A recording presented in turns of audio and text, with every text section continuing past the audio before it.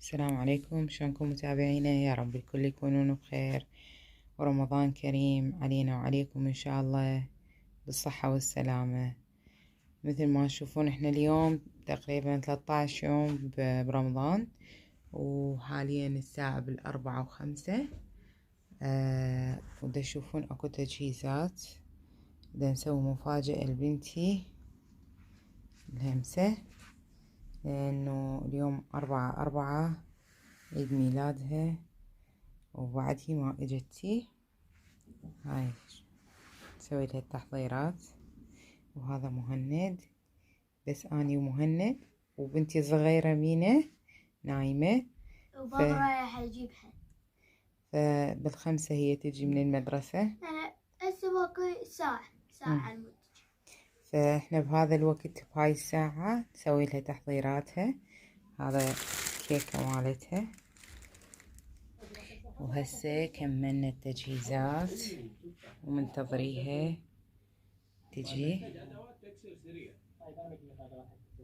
يعني خلال نص ساعة تقريبا احنا كملنا.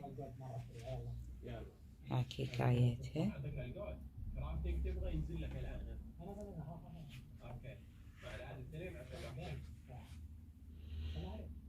بس احنا لحد الآن صايمين، بس يعني تجهيزات حلوة سوينا لها مفاجأة.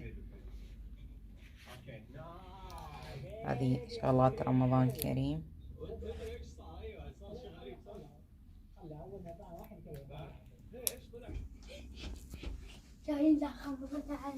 لا تعال.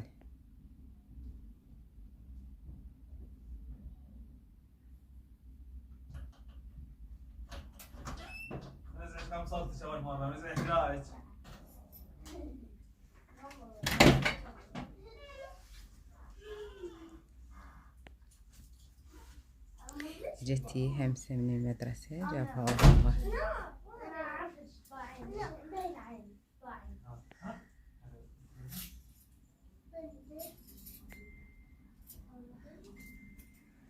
واحد اثنين لا بتعي ولد.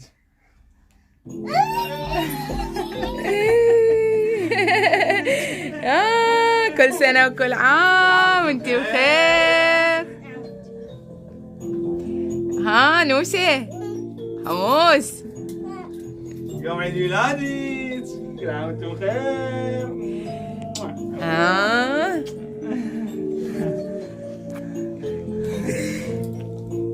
ربي يحفظك. Day to you.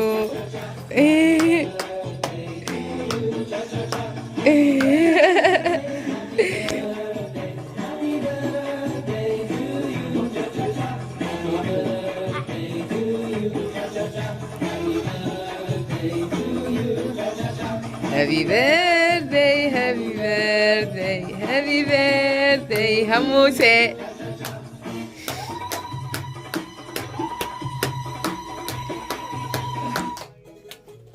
وصلنا وياكم لآخر فقرة، نهاية الفيديو. يا رب يكون يعجبكم، والترتيب إن شاء الله يعجبكم، بأشياء بسيطة موجودة ومتوفرة عندي بالبيت، ما اشتريت شي من برا، فقط بس الكيكة أبوها جاب لي، وهذه النستلة والأشياء هذين البقية موجودات ومتوفرات. فرحنا همسة بعيد ميلادها وسوينا لها مفاجأة حلوة، وإن شاء الله بشهر 5 أيضا عندنا مهند نسوي له إياها مفاجأة، ما يعرف يا يوم، فجأة نسوي له إياها. وإن شاء الله يا رب ينال إعجابكم، وأتمنى لها لبنتي حياة سعيدة، واستودعكم في أمان الله.